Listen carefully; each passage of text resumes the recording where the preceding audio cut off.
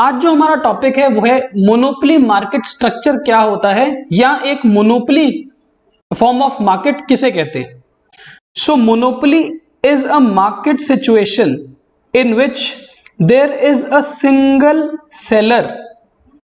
एक ऐसी मार्केट जहां पर सिर्फ एक ही सेलर है और कोई सेलर एग्जिस्ट नहीं करता, उसको मोनोपोली स्ट्रक्चर बोलते हैं।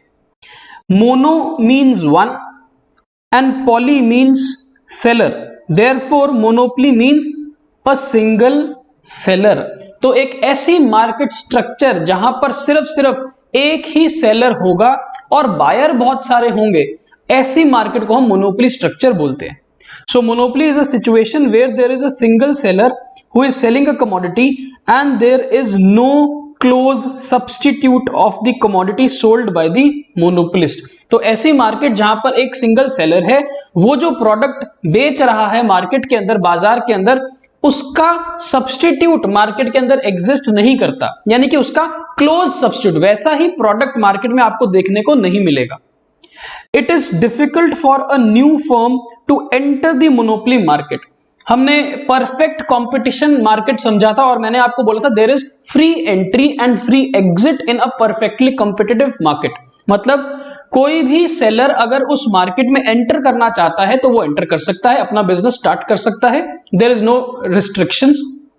और कोई भी सेलर अगर कॉम्पिटिटिव मार्केट से बाहर निकलना चाहता है, एग्जिट लेना चाहता है, तो एग्जिट भी ले सकता था। ये कौन सा मैकेनिज्म था? Free entry free exit. पर मोनोपोली स्ट्रक्चर में किसी भी और सेलर का मार्केट के अंदर एंटर करना अलाउड नहीं होता है। There is a difficulty for a new firm to enter into this market, because अगर कोई और व्यक्ति, कोई और सेलर भी मार्केट के अंदर आ जाएगा तो फिर मोनोपोली थोड़ी रहेगी, है ना, फिर तो वहां पर और भी सेलर आ जाएंगे। So consequently a monopolist is more और less free to charge any price for his product by regulating the supply and therefore, क्योंकि वो सिंगल सेलर है और कोई प्रोडक्ट, वैसा ही प्रोडक्ट देने वाला उस मार्केट में कोई और सेलर नहीं है, तो जो मोनोपोलिस्ट होता है, जो मोनोपोली मार्केट का सेलर होता है, उसके पास पावर होती है कि वो अपने कस्टमर से, अपने बायर से कोई भी प्राइस चार्ज कर सकता है। It is in this sense that the seller under the monopoly, the seller under the monopoly is said to be a price maker and not a price taker। ये बिल्कुल opposite है perfectly competition market से। एक perfect competitive market के अंदर market की demand और market की सप्लाई तय करती है कि बाजार में प्राइस कितना होगा किसी भी प्रोडक्ट का, and whatever the price is determined by the market, है ना, जो मार्केट प्राइस तय करती है वही प्राइस हर सेलर को अडॉप्ट करना पड़ता है। So in that sense, in a perfectly competitive market, the seller, individual seller is a price taker and market is the price maker. पर मोनोपोली के अंदर एक ही सेलर है और वही सेलर मार्केट भी कहलाया जाता है, बिकॉज मार्केट और सेलर में अंतर नहीं है, एक ही सेलर है बाजार के अंदर और वही मार्केट है। तो सेलर के पास पावर है कि वो प्राइस डिटरमिन कर सकता है मार्केट के अंदर। देयरफॉर द मोनोपोलिस्ट और the seller in the monopoly market is also called the price maker, क्योंकि वही प्राइस को डिटरमिन कर रहा होगा। A price making firm is the one which can influence the market price of the product on its own. क्योंकि वो अकेला ही seller है तो वो प्राइस डिटरमिन कर सकता है, प्राइस को इन्फ्लुएंस कर सकता है। एक एग्जाम्पल हम लेते हैं मोनोपोली का। Railways in India is the monopoly industry of the government of India. India के अंदर जो रेलवेज है वो सरकार चला रही है, गवर्नमेंट ऑफ इंडिया के पास है वो इंडस्ट्री। और रेलवे, जो भारतीय रेल है, इंडियन रेलवेज है, उसके अलावा आपको कोई और रेलवेज इंडिया के अंदर नहीं मिलती है। फॉर एग्जांपल, अगर हम एयरलाइंस की बात करें तो आपके पास बहुत सारे ऑपरेटर्स हैं एयरलाइंस के। आपके पास स्पाइस जेट है, इंडिगो है ना, आपके पास एयर इंडिया है एंड सो ऑन। पर रेलवेज के अलावा, भारतीय रेल, इंडियन रेलवेज के अलावा आपके पास और कोई रेलवेज नहीं एग्जिस्ट करती। देयरफॉर रेलवेज एक हमारा मोनोपोली स्ट्रक्चर होगा। ठीक है, अब कुछ फीचर्स समझते हैं डिटेल में about what is a monopoly. हालांकि हमने डेफिनेशन ऑफ मोनोपोली के अंदर बहुत सारे फीचर्स पढ़ लिए हैं, उन्हीं को वन बाय वन डिटेल में समझते हैं। So first feature is that there is a single seller and large number of buyers. एक बात ध्यान से याद रखना हमेशा कि मार्केट स्ट्रक्चर की जब हम बात करते हैं वहां पर हम बायर्स को नहीं एनालाइज करते, बिकॉज एक मार्केट के अंदर बायर्स तो बहुत सारे हो सकते हैं। हमेशा जब हम कंपटीशन की बात करते हैं that is from the perspective of a seller. तो परफेक्टली कॉम्पिटिटिव मार्केट में बहुत सारे सेलर्स थे, पर मोनोपोली के अंदर सिर्फ एक ही सेलर है। चाहे परफेक्ट कंपटीशन हो, चाहे मोनोपोली हो, और चाहे आने वाली मोनोपोलिस्टिक और ओलिगोपोली स्ट्रक्चर हो, सेलर्स तो हमेशा डिफरेंट होंगे, बायर्स लेकिन हमेशा लार्ज होते हैं। तो बायर्स के बारे में हमें एनालिसिस नहीं करना होता। So there is only one seller और a producer of a commodity in the market. This may be due to copyright, patent और अ स्टेट मोनोपोली। अभी हम रीजंस आगे जाके पढ़ेंगे कि क्या रीजन है मोनोपोली के बनने का, मोनोपोली स्ट्रक्चर पैदा किस कारण से होता है। सो मोनोपोली का जन्म किसी भी रूप में हो सकता है, या तो उसके पास कोई ऐसा कॉपीराइट है जो किसी और के पास नहीं है, या उसके पास एक ऐसा डिजाइन है जिसका उसने पेटेंट करवा रखा है जो किसी और के पास नहीं है, या सरकार की तरफ से उसको मोनोपोली राइट दे रखी है। जैसे कि इंडियन रेलवेज को सरकार ने मोनोपोली दे रखी है और कोई रेलवेज ऑपरेट नहीं कर सकती इंडिया के अंदर। So as a result, the monopoly firm has full control over the supply of the commodity. अब देखो मार्केट में एक ही सेलर है, वही डिसाइड कर रहा है कि उसने मार्केट में कितना सामान सेल करना है, यानी कि जो सप्लाई है मार्केट की वो किसके कंट्रोल में है, उस सिंगल सेलर के कंट्रोल में है। The monopolist may be an individual, it can be a firm और अ ग्रुप ऑफ फर्म्स और अ गवर्नमेंट कॉर्पोरेशन और इवन द गवर्नमेंट इटसेल्फ। तो मोनोपोली कोई भी हो सकता है, वो एक इंडिविजुअल भी हो सकता है, वो एक फर्म भी हो सकती है, वो एक कंपनी हो सकती है, कॉर्पोरेशन हो सकती है, group of firms taken together हो सकता है, या वो गवर्नमेंट भी हो सकती है। Naturally, a monopoly firm can exploit the buyers by charging almost any price for the product because of exclusive control over the supply of the product. ये बात आपको बहुत इजीली समझ आ गई है, क्योंकि वो सेलर के पास पूरा कंट्रोल है सप्लाई का। वो कभी भी अपने प्रोडक्ट की सप्लाई को बढ़ा घटा सकता है, कभी भी प्राइस को इन्फ्लुएंस कर सकता है और बायर से हायर प्राइस भी चार्ज कर सकता है मार्केट में। Monopoly firm itself is the price maker and not the price taker. As compared to a single seller in the market, there can be many buyers of the product in the monopoly market. Buyers की बात हम कभी भी नहीं करते हैं, seller सिर्फ एक होगा तभी मोनोपोली स्ट्रक्चर एग्जिस्ट करेगा। Next is the restriction on entry of new firms. ये बहुत स्वाभाविक है, इट इज वेरी नेचुरल कि मोनोपोली तभी तक एग्जिस्ट करेगी जब वहां पर सिंगल सेलर है। अब अगर वहां पर और भी सेलर्स ऐड हो जाते हैं मार्केट के अंदर तो फिर वो मोनोपोली स्ट्रक्चर नहीं रहेगा। देयरफॉर इट इज इंपेरेटिव कि मार्केट के अंदर नए लोग, नए सेलर की जो एंट्री है वो रिस्ट्रिक्टेड होनी चाहिए। So there are certain restrictions on entry of new firms into the monopoly industry. Generally there are patent rights granted to the monopoly firm, or a monopoly firm has exclusive control over the technique of production or over the raw material needed for the production. कहता है monopoly structure maintain रखने के लिए new firms को enter होने से रोकना पड़ेगा। There has to be some restriction. और ये रिस्ट्रिक्शन किस प्रकार से किसी भी मोनोपोली को मिलती है, या तो उसके पास कोई कॉपीराइट होगा, या वो मोनोपोली वाले के पास कोई पेटेंट होगा, कोई डिजाइन होगा, कोई ऐसी टेक्निक होगी जो वो यूज करके वो प्रोडक्ट बना रहा है मार्केट के अंदर, और ऐसी टेक्निक, ऐसा डिजाइन, ऐसा पेटेंट, ऐसी कॉपीराइट किसी और के पास एग्जिस्ट नहीं करता है। या फिर मोनोपोली के पास कोई ना कोई रॉ मटेरियल ऐसा है जो यूनिक रॉ मटेरियल है जो किसी और के पास नहीं है। The monopolist will control the situation in such a way that it becomes very difficult for a new firm to enter the market and compete with the monopolist by producing a homogeneous or identical product. This barrier can be economic barrier, institutional or artificial in nature. कहता है कहीं ना कहीं कोई ना कोई restriction तो जरूर होनी चाहिए बाजार के अंदर ताकि मोनोपोली को संरक्षण मिल सके, मोनोपोली मेंटेन रह सके। अब वो मोनोपोलिस्ट हर कोशिश करेगा ताकि कोई और उसकी मार्केट में एंटर ना कर सके, and these barriers will be put in place by that monopolist. और ये बैरियर्स इकोनॉमिक बैरियर्स भी हो सकते हैं, ये इंस्टीट्यूशनल बैरियर भी हो सकते हैं, ये इंडस्ट्रियल बैरियर भी हो सकते हैं, और ये आर्टिफिशियल भी हो सकते हैं। ये मोनोपोली स्ट्रक्चर मेंटेन करने के लिए कहीं ना कहीं मोनोपोली के पास कुछ ऐसा यूनिक फॉर्मूला होगा, यूनिक डिजाइन होगा, ऐसा पेटेंट होगा, कॉपीराइट होगा, या एक ऐसा रॉ मटेरियल होगा जो किसी और सेलर के पास एग्जिस्ट नहीं करता है। इसी कारण से एक ही सेलर है मार्केट के अंदर और सेलर मार्केट के अंदर नहीं आ पाएंगे। ठीक है, next is no close substitute. Obviously बात है, जो प्रोडक्ट मोनोपोली वाला जो सेलर है वो बना रहा है, बेच रहा है, मैन्युफैक्चर कर रहा है या सेल कर रहा है, वैसा ही प्रोडक्ट आइडेंटिकल या सब्सटीट्यूट प्रोडक्ट मार्केट में नहीं होना चाहिए।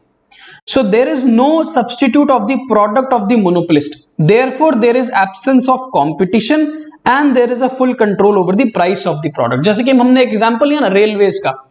अब इंडिया के अंदर जो रेलवेज है वो गवर्नमेंट की मोनोपोली है। अब रेलवे का कोई सब्सटीट्यूट नहीं है। हाँ, रेलवे का एक ऑल्टरनेट मींस ऑफ ट्रांसपोर्ट तो जरूर है, जैसे कि बस से जा सकते हो आप कार में जा सकते हो, आप हवाई जहाज में जा सकते हो, आप शिप बोट में ट्रेवल कर सकते हो। लेकिन अगर आपको रेल पे जाना है, ट्रेन के थ्रू जाना है, तो फिर आपको किसकी सर्विसेज लेनी पड़ेंगी, आपको किसका प्रोडक्ट लेना पड़ेगा, वो है Indian Railways. So there is no competition for Indian Railways, there is no substitute of Indian Railways. इसीलिए इंडियन रेलवेज के पास प्राइस कंट्रोल करने की पावर है। ठीक है, तो अगला पॉइंट हमारा यहीं से स्टार्ट हो गया, there is a full control over the price of the product. ये मैंने आपको बता दिया, जब कोई सब्सटीट्यूट नहीं है, जब कोई आइडेंटिकल प्रोडक्ट नहीं है, जब और कोई सेलर नहीं है बाजार के अंदर, तो जो बायर है वो किसके पास जाएगा प्रोडक्ट लेने के लिए? वो बायर तो उस मोनोपोलिस्ट के पास जाएगा, मोनोपोली वाले के पास जाएगा। और जब वो बायर, मेरे जैसा, आपके जैसा बहुत सारे बायर्स उसी एक सेलर के पास जाएंगे, तो सेलर तो प्राइस कोई भी चार्ज कर सकता है। वो ज्यादा प्राइस चार्ज करना चाहे तब भी वो कर सकता है, बिकॉज एज अ बायर हमारे पास कोई चॉइस नहीं है। और अगर वो कम प्राइस चार्ज करना चाहता है तो वो कम प्राइस भी चार्ज कर सकता है। So a monopolist has full control over the price of the product and therefore he is the price maker. He can fix whatever price he wishes to fix for his product, but his influence over the price is not total. बस एक बात आपको यहां पर ध्यान और देनी है कि ऑल्दो वो प्राइस मेकर है, वो प्राइस को कंट्रोल कर सकता है, वो प्रोडक्ट की सप्लाई को कंट्रोल कर सकता है, लेकिन वो बहुत ज्यादा लिमिट तक इन्फ्लुएंस नहीं कर पाएगा प्राइस को। There is a limitation to his influence जो वो प्राइस को कंट्रोल करने में लगा सकता है। अनलिमिटेड प्राइस को वो बढ़ा नहीं सकता, बिकॉज यहां पर आप बात समझो कि जब कोई प्राइस बाजार में प्रोडक्ट का बढ़ता है या घटता है, वो लॉ ऑफ डिमांड को भी अफेक्ट करता है। और लॉ ऑफ डिमांड सेलर के हाथ में नहीं होती है, वो तो बायर के हाथ में होती है। सो अगर प्राइस बढ़ाता ही चला जाएगा वो बाजार के अंदर, क्योंकि उसके पास कंट्रोल है, तो लॉ ऑफ डिमांड उसके अगेंस्ट ऑपरेट करना स्टार्ट कर देगा। यानी कि कहीं ना कहीं प्राइस के बढ़ने पर डिमांड कम हो जाएगी, डिमांड स्क्वीज हो जाएगी। तो जो मोनोपोलिस्ट है उसको बहुत ध्यान से अपने इस पावर को यूज करना है, कहीं ऐसा ना हो कि वो प्राइस बढ़ाने के चक्कर में डिमांड ही लूज कर दे। ठीक है, so price is determined by the forces of demand and supply and a monopolist can control only the supply side। ये मैंने आपको अभी बता दिया। therefore in monopoly as the output increases or decreases the price will change in accordance with what the consumers are willing to pay along the demand curve unless the demand curve is totally inelastic the market demand curve is said to be a constraint facing a monopoly firm। तो हमने बात क्या समझी कि चाहे monopoly के पास power है price को इन्फ्लुएंस करने की, प्राइस को कंट्रोल करने की, फिर भी वो सिर्फ सप्लाई साइड को इन्फ्लुएंस कर सकता है, वो डिमांड को इन्फ्लुएंस नहीं कर सकता। और कभी भी मार्केट में प्राइस जो फिक्स होता है वो डिमांड और सप्लाई के इंटरेक्शन से फिक्स होता है ना, जो हमने परफेक्ट कंपटीशन में समझा था कि जहां पर मार्केट की सप्लाई और मार्केट का डिमांड बराबर हो जाती है, वहां पर मार्केट का इक्विलिब्रियम प्राइस डिटरमिन होता है। सो मार्केट की सप्लाई तो वो कंट्रोल कर सकता है, मार्केट की डिमांड वो कंट्रोल नहीं कर सकता। और अगर मार्केट की जो डिमांड है वो इनइलास्टिक नहीं है, इसका मतलब वो प्राइस के साथ बदलने वाली है, तो फिर मार्केट की डिमांड एक ऐसी कंट्रोलिंग फैक्टर बन जाएगी, एक ऐसा लिमिटिंग फैक्टर बन जाएगा कि जो सप्लायर है, मोनोपोलिस्ट है, वो अनलिमिटेड प्राइस को बढ़ा नहीं पाएगा। सो कहीं ना कहीं उसको रुकना पड़ेगा, अपने प्राइस को कंट्रोल करना पड़ेगा। A monopolist firm can no doubt charge any price but it can not sell any quantity at that price, hence demand curve is the constraint which is facing a monopolist। तो ये बात आपको clear हो गई कि supply को वो control कर सकता है बट डिमांड उसके हाथ में नहीं है, और डिमांड कभी भी बढ़ घट सकती है प्राइस के चेंज होने पे, इसलिए उसको बहुत ध्यान से अपने प्राइसेस कंट्रोल में लाने चाहिए या प्राइसेस फिक्स करने चाहिए। Next feature is there is a possibility of price discrimination. Price discrimination का मतलब है कि एक ही मार्केट में, एक ही बाजार में सेम प्रोडक्ट अलग अलग कस्टमर्स को अलग अलग प्राइसेस पर बेचना। So what is price discrimination? A monopolist can charge different price from different buyers और in different market areas. It is called price discrimination. Price discrimination refers to the practice of charging different prices from different buyers for the same good. अब simple सी बात है, जब market में substitute नहीं है, market में कोई दूसरा सेलर नहीं है, तो जब कोई भी बायर उसी सिंगल सेलर, उसी मोनोपोलिस्ट के पास जाएगा सामान खरीदने के लिए, तो वो मोनोपोलिस्ट किसी भी प्राइस को चार्ज कर सकता है। मान लो उसने ए बायर से 10 रुपए चार्ज किए, वो बी बायर से सेम प्रोडक्ट के 12 रुपए भी चार्ज कर सकता है, वो सी बायर से 8 रुपए भी चार्ज कर सकता है। तो इसका मतलब क्या है कि जो सेलर है, मोनोपोलिस्ट है, उसके पास पावर है कि वो अलग अलग बायर से सेम प्रोडक्ट के अलग अलग प्राइस चार्ज कर सकता है। So this is called the practice of price discrimination. ये price discrimination perfectly competitive market में पॉसिबल नहीं थी। क्यों नहीं थी? बिकॉज परफेक्टली कॉम्पिटिटिव मार्केट में सारे सेलर्स सेम प्रोडक्ट बेचते हैं, होमोजीनियस प्रोडक्ट बेचते हैं। तो एक ही जैसा प्रोडक्ट बहुत सारे सेलर जब बेचते हैं तो बायर के पास चॉइस होती है। यहां पर चॉइस नहीं है, इसलिए प्राइस डिस्क्रिमिनेशन हो सकती है। Last is that there is a negatively sloped demand curve. Negatively sloped demand curve का मतलब क्या है कि चाहे एक मोनोपोली स्ट्रक्चर है, इसमें डिमांड तभी बढ़ेगी जब प्राइस घटेगा और डिमांड कम हो जाएगी अगर प्राइस बढ़ेगा। तो as a normal demand curve would look like the demand curve is negatively sloped. So demand curve facing a monopolist is negatively sloped, which indicates that the monopolist can sell more by lowering the price, which means the price has to be reduced to sell the additional units. Since monopolist is the only seller in the market, therefore the demand curve facing him is the market demand curve. एक और बात समझो, monopolist अकेला seller है तो उसको जो भी बायर मिलेगा वो मार्केट में यूनिक ही होगा, यानी कि मार्केट की डिमांड या इस सेलर की डिमांड एक ही बात है। Because the monopoly firm decides the output and price itself, therefore there is no supply curve for a monopoly. Supply curve नहीं होता मोनोपोली के अंदर, क्योंकि मोनोपोली के अंदर सप्लाई तो कंट्रोल करने की पावर एक ही व्यक्ति के पास है। इसका मतलब सप्लाई बढ़ा भी सकता है, वो सप्लाई घटा भी सकता है, फुल कंट्रोल है सप्लाई के ऊपर। तो यहां पर क्या इंपॉर्टेंट हो जाता है, यहां पर हमारा डिमांड कर्व इंपॉर्टेंट हो जाता है। इसका मतलब एक मोनोपोलिस्ट के लिए प्राइस घटाना ही एक ऑप्शन है, तभी वो डिमांड इंक्रीज होगी और तभी उसका रेवेन्यू ज्यादा जनरेट होगा। तो हमने एक बात समझी कि एक मोनोपोली स्ट्रक्चर में सप्लाई कर्व का इंपॉर्टेंस नहीं है पर डिमांड का इंपॉर्टेंस जरूर है। तो एक तरफ हमारी क्वांटिटी डिमांडेड है और एक तरफ हमारा प्राइस है, और हम ये कह रहे हैं कि जो मोनोपोली है उसका डिमांड कर्व ऐसा होगा, और डिमांड कर्व को हम AR कर्व भी बोलते हैं, और ये डाउनवर्ड स्लोपिंग है, नेगेटिवली स्लोप्ड है।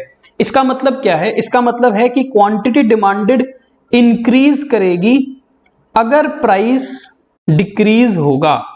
बहुत सिंपल सी बात है, हमारे को ये समझ आती है कि मोनोपोली कंट्रोल तो कर सकता है प्राइस को, सप्लाई को, लेकिन वो डिमांड उसके हाथ में नहीं है, इसलिए डिमांड लॉ ऑफ डिमांड के हिसाब से ही चलने वाली है। Higher price lower demand, lower price higher demand.